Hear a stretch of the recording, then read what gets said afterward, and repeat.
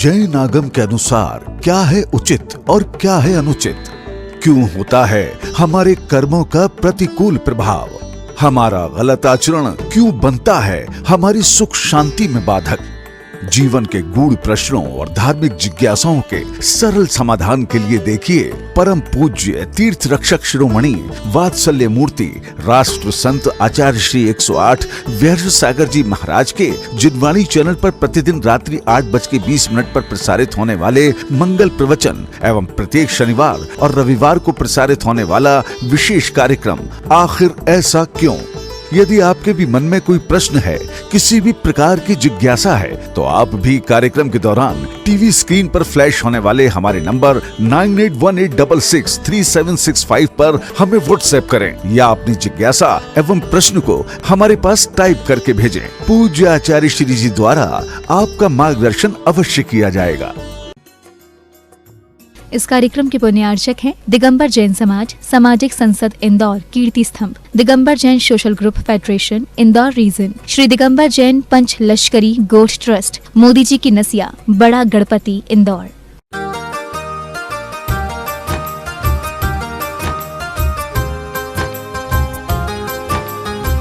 मान भाव, जिनवाणी मैंने कहा था कि वो समता की माँ है जो हमारे लिए सच्चे रास्ते से निकाल करके मोक्ष सुख में जाके विराजमान कर देती है। सिर्फ हमें करना क्या है, अब हम देखें जो जैन दर्शन में सम्यक्त जो होता है, सम्यक दर्शन जिसकी चर्चा की जाती है, सम्यक दर्शन एक अमोघ शस्त्र है। क्या है? अमोघ शस्त्र है सम्यक दर्शन, जो यदि हमने उसको धारण कर लिया। लोग बात क्या करते हैं, किसी महाराज के पास जाते हैं, किसी महाराज ने उनको नमोकार मंत्र लिखा हुआ एक पीतल का तांबे का एक कड़ा दे दिया, इसको पहन लो तो बहुत सारे काम बन जाएंगे। और कितनी श्रद्धा है कि अपन पहन लेते हैं। यंत्र बने हुए हैं वो पहन लिया, नमोकार मंत्र लिखा है वो पहन लिया। पहनते नहीं पहनते हैं, पहनते नहीं पहनते हैं। इतनी श्रद्धा है कि नहीं। और ये जो जनवाणी माता है पंडित जी, ये माँ कहती है तुम्हें कोई चीज़ पहनने की आवश्यकता नहीं है, मंत्र पहनने की नहीं, यंत्र पहनने की नहीं, मंत्र तो पढ़ने की चीज़ है। अब मंत्र को पढ़ो कि पहनोगे? मंत्र को पढ़ो। तो बोले कि ये अंधविश्वासों की तरफ मत जाओ। एक साधे सब सधे, एक साधे सब सधे। बोले कि किसको साधें? बोले जिनवाणी को साध लो, इस माँ को साध लो। कौन सी माँ? समता की माँ। ये समता की माँ को साध लो। तो जब अपन किसी को माँ बना लेते हैं तो फिर माँ, कौन ऐसी माँ होगी जो अपने बेटे का कल्याण ना चाहती हो? कौन ऐसी माँ होगी जो अपने बेटे को ऊंचे पद पर ना ले जाना चाहती हो? तो इसलिए किसी ने पूछा, व्यास सागर जी महाराज आपने क्या किया? मैंने कहा मैंने तो इसको माँ बना लिया और इस माँ, उस माँ को छोड़ करके इस माँ की गोद को पकड़ लिया और कह दिया कि माँ अब तुम ही हो। तो माँ कहती है हम तो हैं, पर जैसा हम कहते हैं वैसा करते जाना। क्या करना? जैसी माँ कहे वैसी मानते जाओ।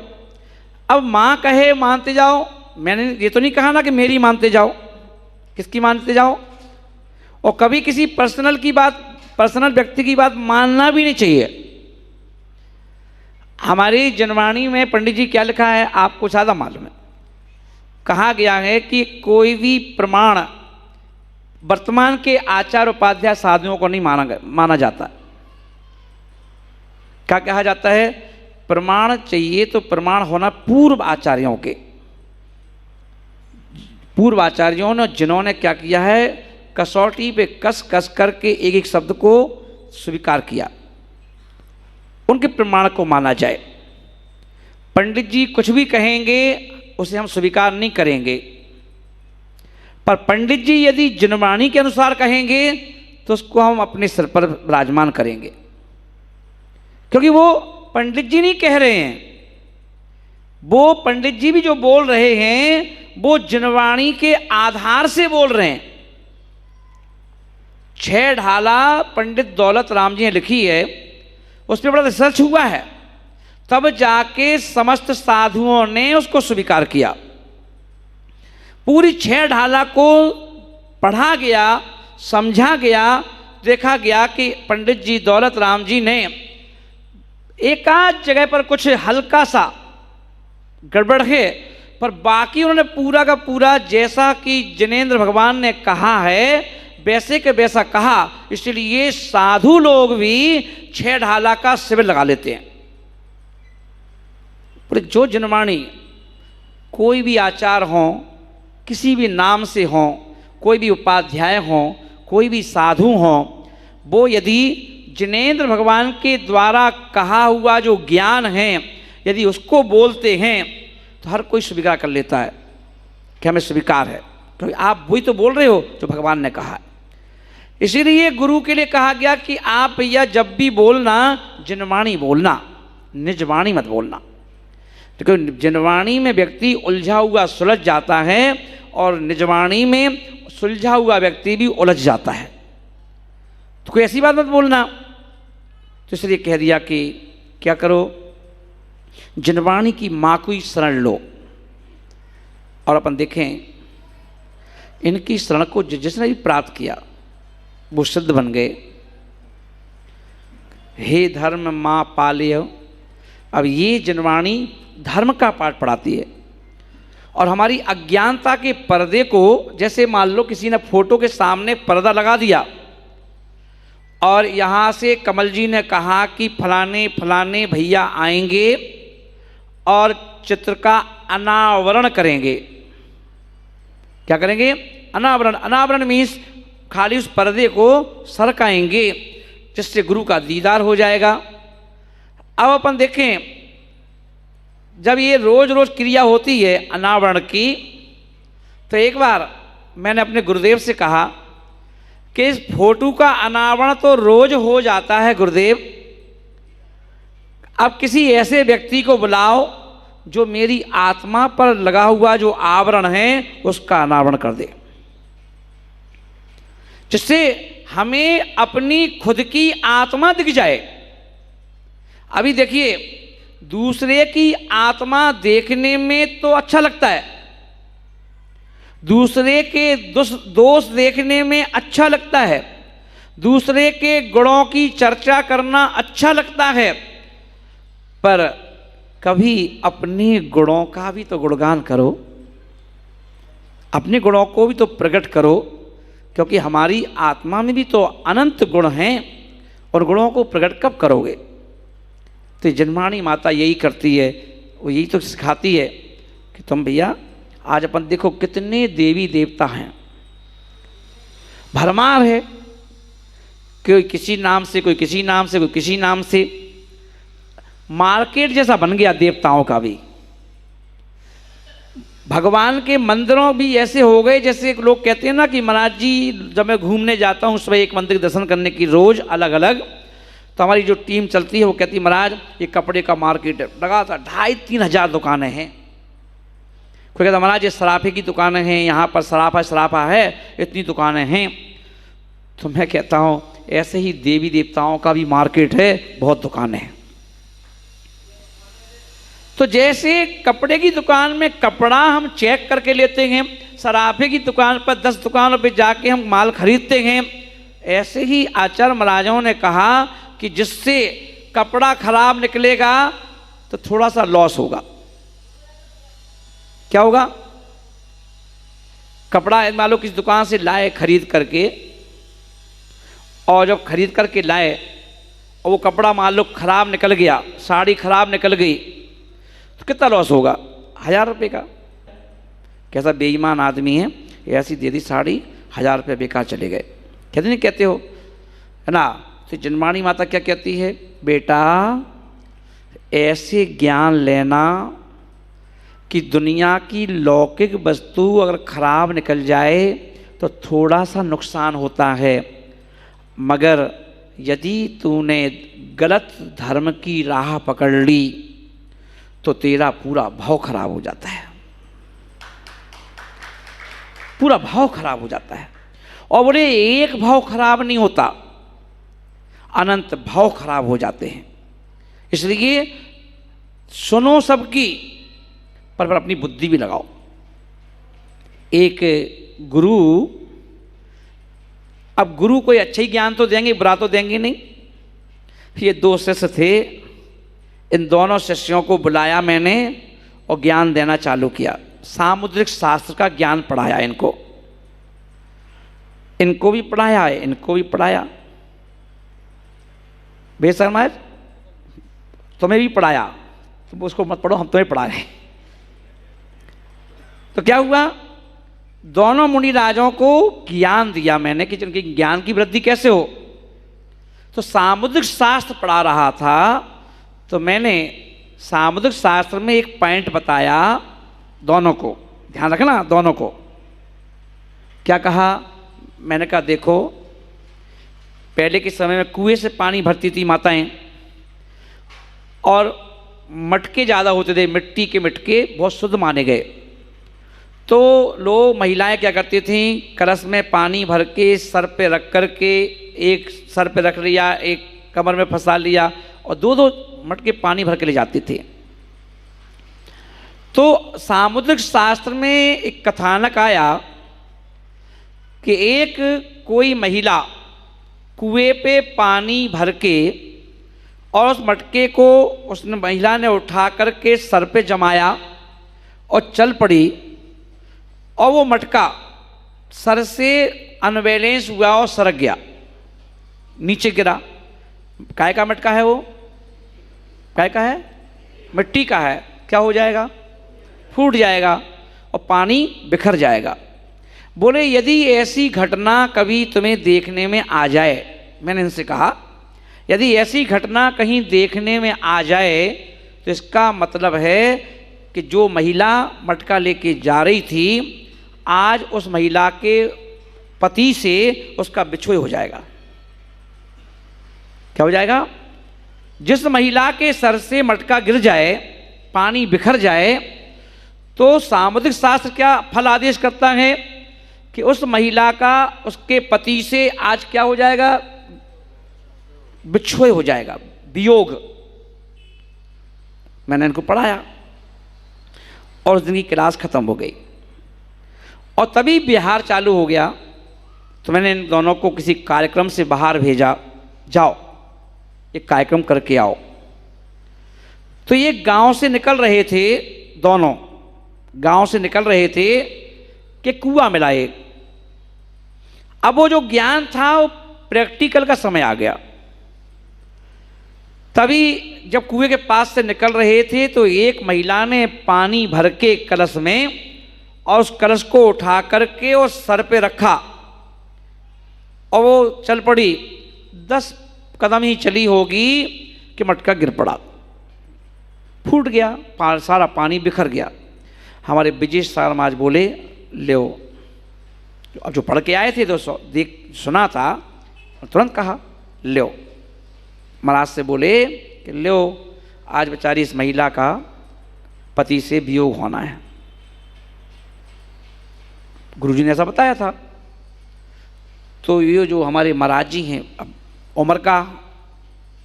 उम्र में भी बड़े हैं, जिन्होंने कहा अरे विजय सागर जी ऐसा नहीं है। बोले कैसा है, बोले वियोग तो पहले से ही है, इस पत्नी का पति से वियोग तो पहले से चल रहा है।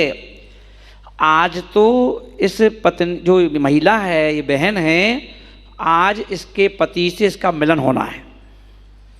बिल्कुल अपोजिट बोल दिया। ये बोले वियोग होने वाला है और ये बोले मिलन होने वाला है।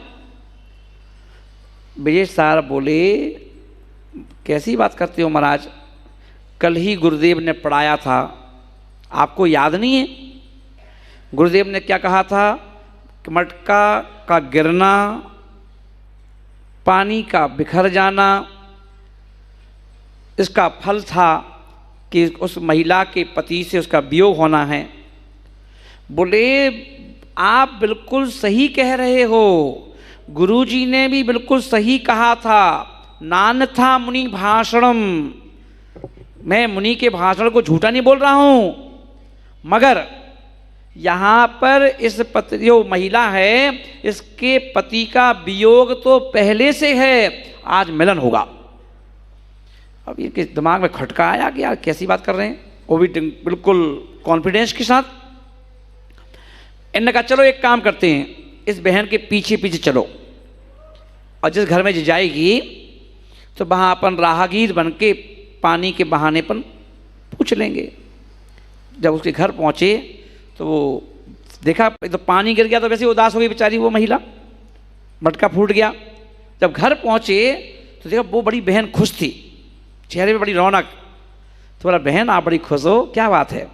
बोले हमारे पति जी 4-5 साल से दूर थे, आज इनका वापस आ गए तो मैं इसलिए खुश हूँ। अब इन्होंने इनको देखा, क्या तुम्हें कैसे मालूम जी बात, है ना? बोले ये भी ज्ञान है, ये भी ज्ञान है। बोले कैसे ज्ञान? गुरुजी ने तो वो बताया था। बोले नहीं ये भी बताया था। बोले अच्छा, ये वो क्या इनके दिमाग में आया, गुरु बड़ी पार्शलिटी करते हैं, इनको कुछ और बता दिया, हमें कुछ और बता दिया। अब वो दोनों गुरु के पास पहुँचे। अब विजय सागर थोड़ा सा तो मालूम है स्वभाव की, थोड़ा सा तुरंत मेरे पास आए। बोले महाराज गलत बात है। मैंने क्या हुआ? बोले कि पढ़ाई में भी, मतलब 2 शिष्यों के बीच में पढ़ाई में भी आप पार्शलिटी करते हो, हैं भेदभाव करते हो। मैंने क्या हुआ? बोले इन्हें कुछ साथ में बैठते हैं तो कुछ और पढ़ाते हो, अकेले में कुछ और पढ़ा देते हो। मैंने क्या पढ़ाया? बोले बताओ आज हम बच गए, और मैं सीधा सीधा बोल देता उस बहन से कि तेरे पति का वियोग होने वाला है, तो आज तो पिट जाता। बहुत अच्छा रहा इन्होंने बचा लिया। तो मैंने क्या हुआ बताओ, घटना बताओ। बोली घटना ऐसी ऐसी है पवन जी। क्या बोले? कि जैसा आपने बताया था, जैसा आपने बताया था दिलीप जी। क्या बोले? जैसा आपने बताया था हम तो वैसे ही बोले, पर इन्होंने अलग से बोला। मैं बोला वियोग होगा, ये बोले मिलन होगा। सतीश जी विरोधाभास था, पर इनकी बात सत्य हो गई, आपकी जो आपने बताई थी वो झूठी हो गई। मैंने अच्छा पूछा भैया विश्वहर सागर जी महाराज बताइए आपने क्या सोच के कहा? बोले गुरुदेव जैसा आपने कहा था वो बिल्कुल सत्य है, उसमें कोई कहीं से कोई विरोधाभास नहीं है। टोंगिया जी क्या बोले? जैसा आपने कहा था वो तो बिल्कुल सत्य है ही, शब्द सा सत्य है। बस मैंने गुरुदेव वहाँ की पोजीशन को देख करके, वर्तमान पोजीशन वहाँ की जो देखी मैंने, उस पोजीशन को देख करके मैंने अपना विवेक लगाया, अपना विवेक लगाया और उसको देख करके मैंने फल आदेश दिया। मैंने क्या देखा आपने? बोले मैंने ये देखा कि जब उस बहन ने मटके उसके सर से गिरा तो उसमें पानी तो था ना, तो मटका गिरते ही जो पानी था वो कुछ दूर तो बह के गया धार के रूप में। और मैंने क्या देखा, जो कुएं पे जब कोई पानी भरता है तो वो मटके धोते हैं, बर्तन मांजते हैं, तो वो पानी वहीं फेंक देते हैं बाहर, तो वो पानी भी बह रहा था। तो एक तरफ से कुएं से बहता हुआ पानी आ रहा था और एक तरफ से मटके का पानी बह के गया और दोनों पानी मिल गए। यहाँ से मटके का पानी और वहाँ से नाली का पानी, दोनों पानी क्या हुआ आके मिल गए और एक साथ बहने लगे।